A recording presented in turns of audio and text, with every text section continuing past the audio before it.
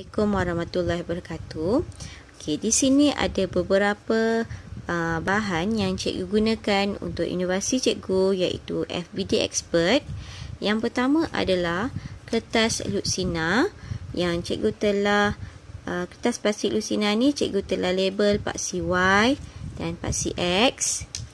Okey, menggunakan permanent marker warna hitam. Okey, cikgu juga telah berikan kepada anda marker warna merah, whiteboard marker warna merah yang ada pemadam, dan juga whiteboard marker warna biru dan juga ada pemadam di depannya. Okey, di sini awak perlukan pembaris sendiri. Okey, kita perhatikan kepada FBD Expert yang cikgu dah buat pada anda ni. Okey, kat sini cikgu dah labelkan satu komponen, iaitu komponen Y dan juga satu komponen X. Okey, di bahagian tengah ni cikgu buat satu bulatan. Bulatan ini untuk mewakili objek. Tak kiralah objek tu sama ada dalam bentuk takal, leaf ataupun dalam bentuk kotak. Okey. So, apa gunanya whiteboard marker ni? Okey, whiteboard marker biru ni cikgu nak awak labelkan daya yang bertindak pada komponen Y. Manakala whiteboard warna merah ni, whiteboard marker warna merah untuk melabelkan daya pada komponen X. Okey, pembaris guna untuk bila menggariskan daya lah, supaya kita tidak tersalah label.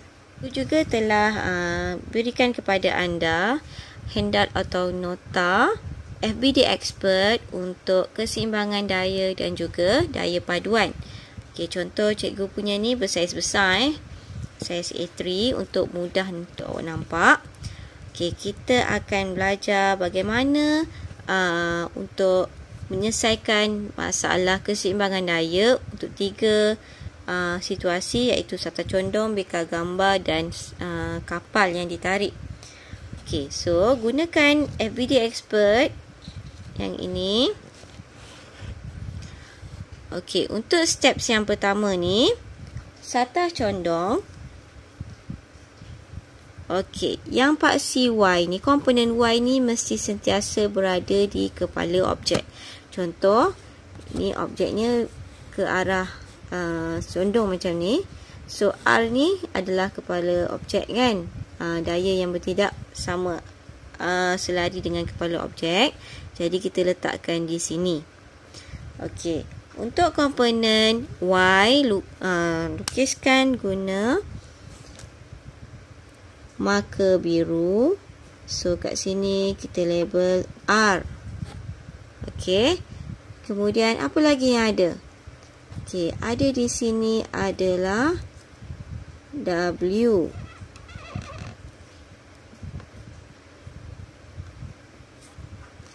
Okey, sini Okey.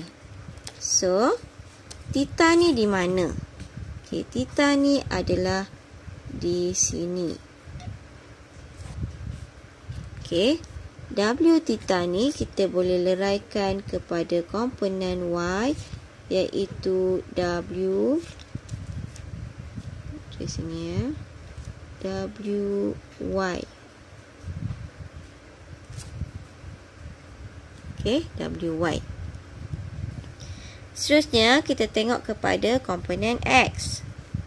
Komponen X, okey, kita boleh gerakkan dia ke bawah selagi dia dalam kotak lagi. Okey. So komponen X kita ada FR. Okey, FR sahaja ke? Okey, tapi kita ada W. Ini kan, W kita boleh leraikan kepada WX. Okey, jadi bila kita tegakkan, kita akan dapat beginilah. Okey. Okey, jadi kita terus kepada yang bawah ni.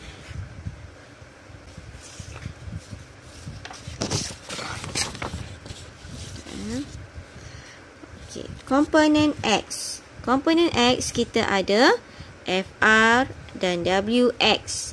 Jadi FR iaitu daya geseran sama dengan WX. WX kita guna W sin theta sebab theta di sini. WX bertentangan dengan theta. Jadi kita guna sin.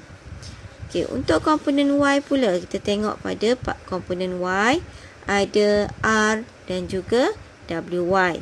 So, disebabkan objek ni dalam keadaan pegun ataupun di dalam keadaan yang seimbang, so R sama dengan W, Y. WY kita boleh dapat guna W cos theta. Adalah bingkai gambar. Okey, kita boleh padam dulu.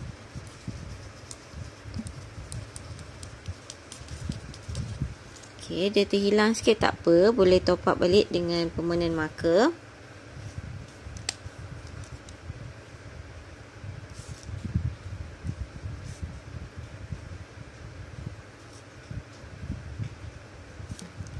Okey, so untuk soalan ni mungkin agak macam confused, tak apa. Kita tengok dulu macam ni Okey, kita letak di tengah. So kita akan nampak daya yang ada adalah W. Betul? Okey. Jadi macam mana pula T tu? Okey, sebabkan dia masih dalam objek ni, so kita gerakkan sahaja di sini. Okey, yang penting dia masih dalam frame gambar ni, dalam bingkai gambar. So, kita buat ni. T pada sudut theta. Okey, kita gerakkan lagi dia di sini. Ni.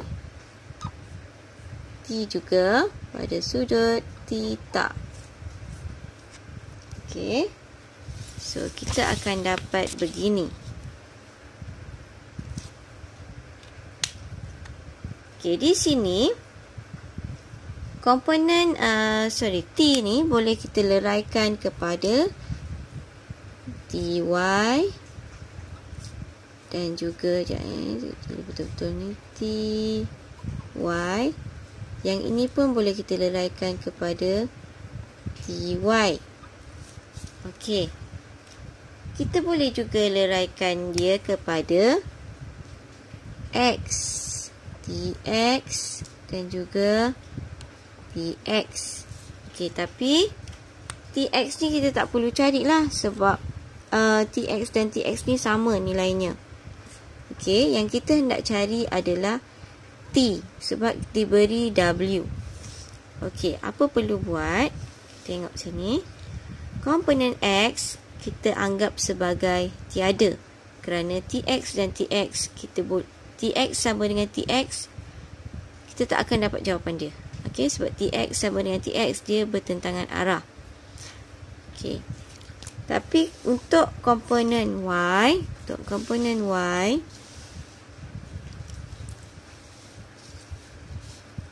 okey, komponen Y ada W dan ada juga TY. Jadi W sama dengan TY tambah TY. TY tambah TY adalah 2 TY. So, TY kita boleh dapat sebab dia bertentangan dengan sudut. Jadi kita guna sin. 2T sin theta sama dengan W. Adalah contoh apabila kapal ditarik oleh bot kecil. Okey, macam biasa. Kita guna kit ni. Cikgu dah padam balik. Dah padam yang tadi tu dan cikgu dah top up semula. Dia punya line. Okey, kita ambil whiteboard marker warna merah. Sebab ni di komponen X. So, kita lukis dulu. Sini adalah R. Okey. Kita gerakkan dia. Sini juga ada T pada sudut theta dan juga T pada sudut theta. Okey, so ini yang akan dapat. Ni. Okey, R, T sudut theta dan T juga pada sudut theta. Okey. So, sekarang ni kita perlu, kalau kita leraikan dia kepada komponen Y, sama macam tadi. Ty dengan Ty. Ty sama dengan Ty. Kalau Ty sama dengan Ty, akan dapat kosong lah. Jadi, kita tak perlu cari untuk komponen Y. Okey, sekarang kita hanya tengok komponen X. Okey, untuk komponen X. Sekejap. Kita tunjuk kat sini. Okay, untuk komponen X, dia ada R dan TX. Sini cikgu tak lukis ni. So, sini ada TX. Dan bawah ni pun ada lagi TX. So, ada 2 TX. So, R sama dengan TX tambah TX. Okay, kenapa tambah? Sebab TX dan TX ni sama arah. R ni tak. Okay, jadi R sama dengan TX tambah TX. R sama dengan 2TX 2T cos theta. Kenapa cos? Sebab sudut ni dia bersebelahan dengan TX ni. So, kita guna cos. Okay, untuk komponen Y, tiada.